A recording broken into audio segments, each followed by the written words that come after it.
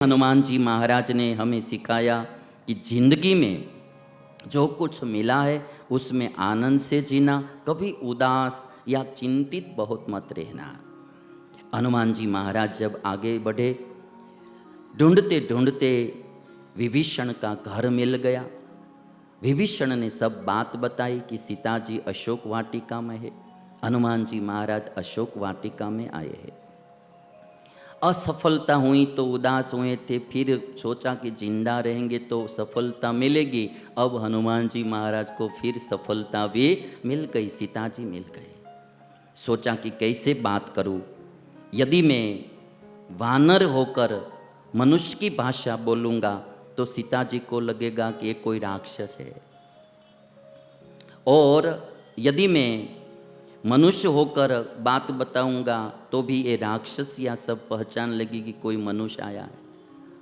तो फिर हनुमान जी महाराज ने भगवान श्री राम की कहानी सुनाई है, भगवान श्री राम का जीवन चरित्र सुनाया है। और भगवान श्री राम ने जो अंगूठी दी थी वो अंगूठी ऊपर से, वृक्ष ऊपर से नीचे फेंकी। सीता जी ने जब अंगूठी देखी तो पता चल गया कि तो मेरे श्री राम की है।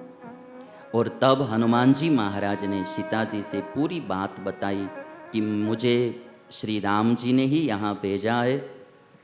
और तब सीता जी कहती है कि आप जाके श्री राम से कहना जल्दी मुझे यहाँ से ले जाए, ये राक्षसियाँ मुझे हर दिन पीड़ित करती रहती है।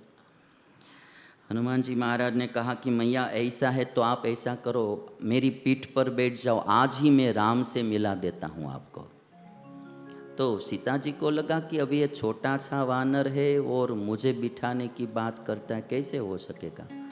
तब हनुमान जी महाराज ने विशाल रूप धारण किया और मैया सीता जी से कहते हैं, मैया मुझे छोटा मत समझना, मैं राम का दूत हूँ, यदि मैं इच्छो तो लंका को उखाड़ कर समुद्र में फेंक दो, आप मेरी पीठ पर बैठ जाए। सीता जी ने कहा कि आप जब मुझे लेकर जाएंगे, वायु वेग से जाते हुए आप पर मुझे बैठना वो कठिन हो जाएगा, और जब राक्षसों को पता चलेगा कि कोई सीता जी को लेके जा रहे हैं, युद्ध करने के लिए आएंगे, मेरी रक्षा करना और युद्ध करना दोनों कठिन होगा। और तीसरी बात कि राम यहाँ आके मुझे ले जाए और रावण को राम मारे तो यश राम को मिले, इसलिए राम ही यहाँ आके मुझे ले जाए, ये मेरी इच्छा है। हनुमान जी महाराज ने कहा ठीक है, तो मुझे कोई निशानी दीजिए। तब एक चूड़ामणि थी, सीता जी ने दी है कि ये राम को देना, राम पहचान जाएंगे। हनुमान जी महाराज ने सोचा कि अब हम वापस जा रहे हैं तो थोड़ा शत्रुओं की शक्ति को भी जानते जाए कि कितनी शक्ति है शत्रुओं में। तो हनुमान जी महाराज ने जो अशोक वाटिका वन था, वाल्मीकि रामायण में प्रमदा वन कहा है उसको, प्रमदा वन का विध्वंस किया हनुमान जी महाराज ने। और तब रावण ने राक्षसों को भेजा है मारने के लिए। अंत में इंद्रजीत जो रावण का पुत्र था वो मारने के लिए आया है। जैसे हनुमान जी महाराज को अस्त्र शस्त्र लेकर मारने का प्रयोग करता था, बाण चलाता था, हनुमान जी महाराज कूद कर आकाश में चले जाते थे। रावण के पुत्र इंद्रजीत के जितने भी अस्त्र शस्त्र थे कोई भी काम में नहीं आए। तब इंद्रजीत ने सोचा कि अब मैं ब्रह्मास्त्र का प्रयोग करके हनुमान जी को बंधन में डाल दूंगा। ब्रह्मास्त्र का प्रयोग किया तो हनुमान जी महाराज ने सोचा कि ब्रह्मा का अस्त्र है, इसलिए मुझे इनको आदर तो देना चाहिए, ब्रह्मा जी का मान रखने के लिए मुझे बंधन में आ जाना चाहिए। और ब्रह्मा जी ने मुझे वरदान दिया था कि मेरे अस्त्र का बंधन रहेगा नहीं, इसलिए तुरंत मैं छूट जाऊंगा। हनुमान जी महाराज बंधन में आ गए। जब हनुमान जी महाराज ब्रह्मास्त्र से बंध गए तो इंद्रजीत के जो सेवक गण थे उन्होंने, सैनिकों ने हनुमान जी महाराज को रस्सी से बांध लिया। रस्सी से जब बांध लिया तो ब्रह्मास्त्र का एक नियम होता है, एक साथ दो बंधन नहीं रह सकते।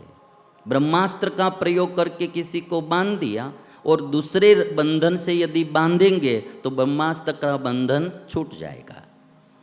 और जब सैनिकों ने रस्सी से हनुमान जी को बांध लिया तो इंद्रजीत ने सोचा कि मेरा कार्य इन लोगों ने बिगाड़ दिया, मेरा कार्य व्यर्थ गया, अब ये बंधन छूट जाएगा। हनुमान जी महाराज को रस्सी से बांध लिया। हनुमान जी महाराज को पता चला कि ये मेरा बंधन तो छूट गया है, फिर भी हनुमान जी महाराज बंधन में हो ऐसा ही बर्ताव करने लगे। क्योंकि हनुमान जी महाराज सोचते थे कि मैं एक बार रावण को देख के जाऊँ, वो है कैसा। तो हनुमान जी महाराज को बांधकर रावण के पास लाए। जब रावण के पास लाए तो रावण ने कहा कि आपका परिचय दीजिए। हनुमान जी महाराज ने कहा कि मैं जन्मजात तो वानर हूँ और राम का दूत हूँ, मेरा नाम हनुमान है, और मैं आपको एक संदेशा देने के लिए आया हूँ, सीता जी को लेने के लिए।